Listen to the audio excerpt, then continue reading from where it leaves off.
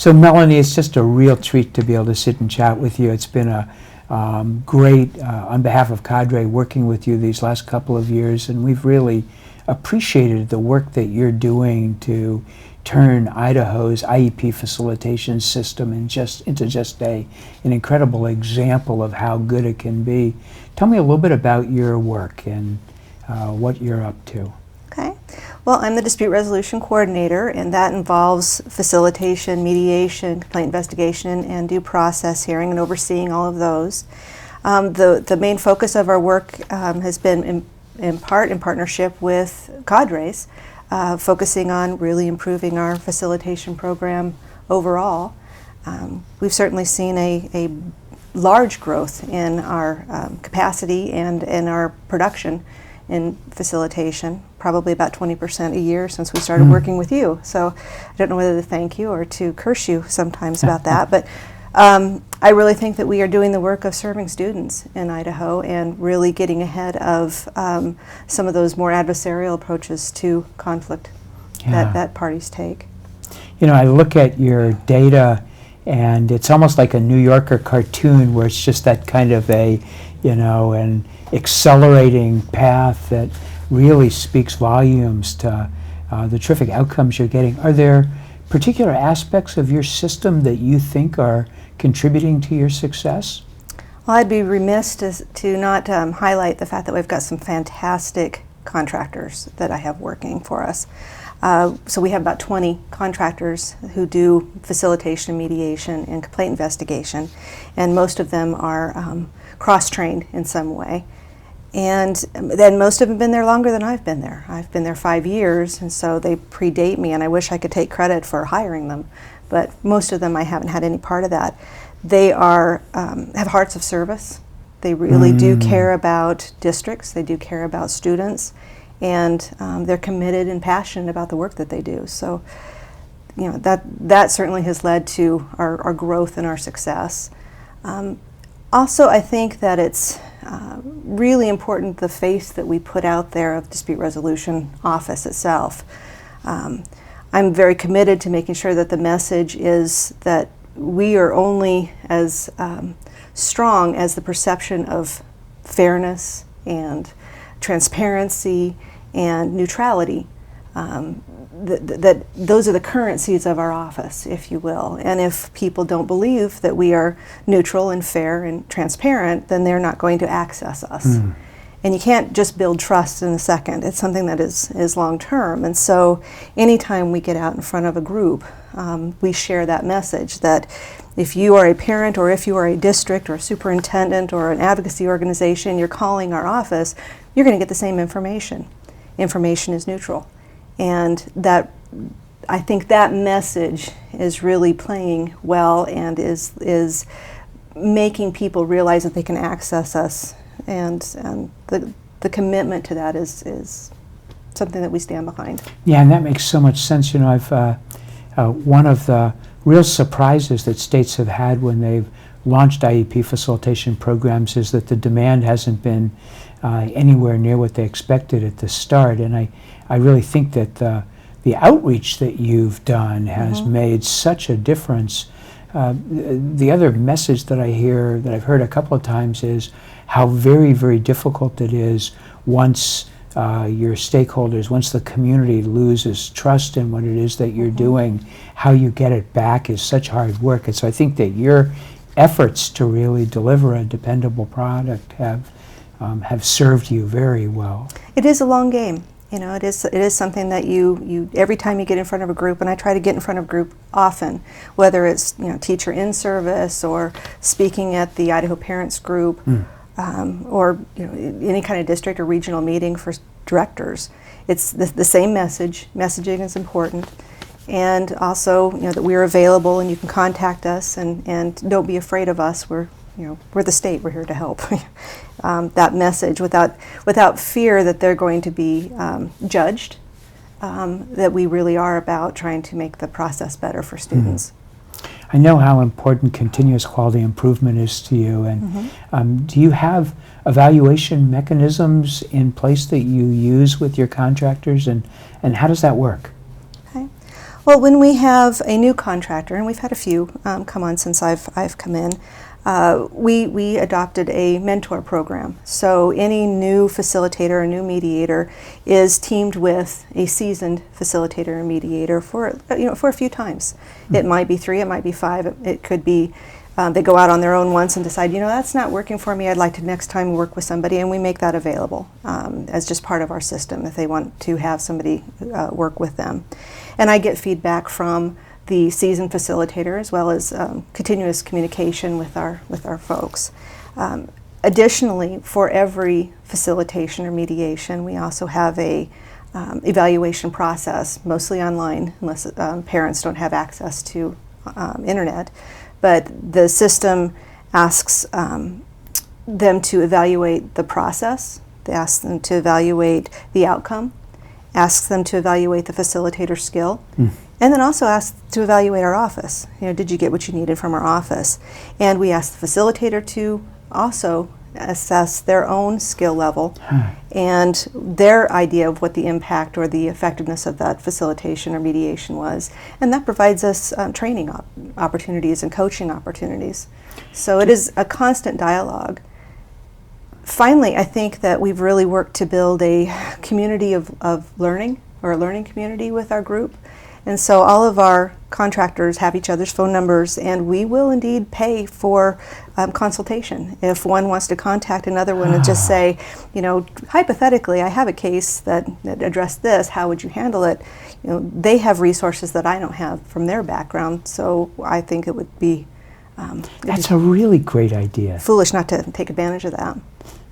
Is there much divergence between mediators and practitioners' self-assessments and the assessment that others make of them? I think that particularly for my more seasoned folks, they get in the habit of just marking, that they get a B on everything. So although it's not graded, but they don't want to say that they're the best, but they don't want to say that they're worst, and they have a tendency to just go through that process. But the real value from the contractors that I get is in their comments. Here's an area, and there's comments after each section. In terms of process, there'll be do you have any additional comments? Yeah, I really struggled with asking questions that didn't seem biased. And so that's the kind of information that's really beneficial to me as a director of a program. So they don't really match up or line up really well in that way. One of the things that that I want to ask you about is that you've done a little bit of cost analysis, and I know you don't have the numbers in front of you, but as you think about the investments that you're making in early collaborative approaches to dispute resolution, what's your hunch about how they're working out at the financial end? Well, certainly anytime you have a program that you open up to everybody, I think the greatest fear for a state is, what if everybody took advantage of it? We have 28,000 students in Idaho, which compared to other states, that's some districts, I understand, in like California and New York. But for us, that's a lot of meetings that we could be facilitating. So I think that there is a natural fear that what if everybody came to the table and wanted our services. I think what ends up happening, and I think it's pretty indicative of the group that we've worked with the intensive work group and the new group, is now that we've opened the doors, how come nobody's calling us? And so I think there's an interesting tension there. But certainly I can tell you that as our numbers have increased in terms of the number of facilitations that we're doing, that our complaints have gone down and our hearings have gone down. And that compression effect is really, while maybe not causal, I can't speak to that, but it certainly is a nice correlation to be able to say that we have been effective in providing a service that was needed.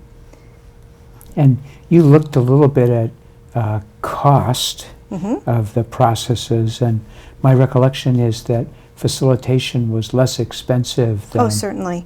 My last recollection is about 1/5 the cost of a complaint. We've had certainly some complaints that have been very expensive, systemic complaints where we had 2 complaint investigators, so that kind of skews things. And we've certainly had some facilitations that are more than 2 meetings or may go, but on average we're looking at about 1/5 of the cost for a facilitation for a complaint. And then certainly it's a much more amenable process and accessible and relationship-focused process than adversarial. So as you think about your career, is there something you know now that you wished you'd known right out of the gate? I think I came at this a little bit backwards from many people who are running state dispute resolution programs. I had no background in special education, so what I know now is certainly a lot more than I knew when I came on. My background was conflict resolution. I was a professor of communication. My research focus was mediation. I was a mediator for 20 years. I was an ombudsman. And so when I came into this position, that's what I brought to the table, was an understanding of a systemic a program and how to build a program and evaluating mediators. And what I didn't have, and probably was smart for them not to tell me how complex IDEA was, because I might not have taken the job had I known what I had to learn. But that's what I was lacking in this job. Fortunately, I had a group of seasoned professionals who'd been in the field for a very long time. I had access to resources and individuals who were experts in the field. And I do feel like I've been in grad school for the past 5 years and becoming an IDEA expert in many ways. So if I had to do over again, I don't know whether I would have embarked on that, but I'm glad that I didn't know what I know. Yeah. So in thinking about embarking on it, as you think about a early career, a young person who's taking a look at special education, dispute resolution, or do you have advice that you would offer to the sort of budding young practitioner? Back when I was teaching dispute resolution and teaching mediation, I'd have those students, we'd go through the role plays, and they'd want to know, what is it that makes a good mediator? What is it that makes somebody really good at this? And I'd say, well, process is important, content is important, but really the mark of a really good practitioner is somebody who cares about other people's stories. And you really have to, in the moment, be interested in what's driving folks. And special education is a hard field. I've done divorce mediation, and I've done, sexual harassment issues. I've been involved in a lot of different contexts. But here you're dealing with people's careers and people's children and people's ideas of their discipline, all put together and saying, okay, now collaborate. And there's going to be conflict, and it's going to be passionate conflict. And you can't be afraid of the passion. In fact, you need to realize that that's one of the gifts that is there to help the conflict resolve in something good. So as a practitioner, don't be afraid of the passion, and be interested in really understanding what people are bringing to the table. Yeah, I think that when I've talked to mediators who've come out of other areas into special ed, that's the one thing that they say is they're really surprised that oftentimes this conflict is white hot. It is. That it just very, very strongly felt. And I think that as you begin to understand that, the deep love that parents have for their children and the real fear that in some way they are not going to do what it is that they need to do in order to give their child the best chance at succeeding, it starts to... Well, I think on the other side, you have districts who, people go into education because they care about children. Absolutely. And so when they're critiqued, it's personal.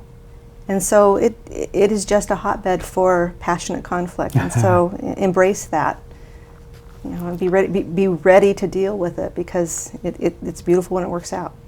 So it's an exquisite opportunity to have a chance to sit down and talk with you, knowing that other people will have a chance to watch this video and learn from you. Is there, before we wrap this up, is there anything else that you would say? Or I really want to say how important it was that Cadre was there when I began this process. back in, was it 2011, the last conference that we had, you held up 4 states, 4 exemplar states, and there was a publication that was out, 4 exemplar states. Brand new into the field. I think I'd been in it for a few months by that point, and I'm looking at that going, okay, so what did the exemplar states do? And I want to be, I want to be one of them. And then having the opportunity to take one aspect of the system that we have, facilitation, and just really hone in and get the support we needed for that. Cadre has been amazing for us. And then just as an individual, I'm the only dispute resolution coordinator in Idaho. But there are other states and other territories that have people like me, and Cadre is the one who's brought a system for us to be able to ask questions of each other through the listserv. So, thank you, Cadre, because you've really made it possible for someone like me coming into the field with knowledge in one area but not in another to catch up and then have the resources to be able to do my job. So, I appreciate Cadre. Well, and right back at you, we have a sense about how extraordinarily busy and how hardworking you are, and yet, anytime we call up and say, hey, Melanie, what's your thinking about this, or, by any chance, or, you make it a priority. So you're just very, very generous in that spirit of bringing others along. So thank you very much for all your contributions. A pleasure talking to you always. Oh, thank you.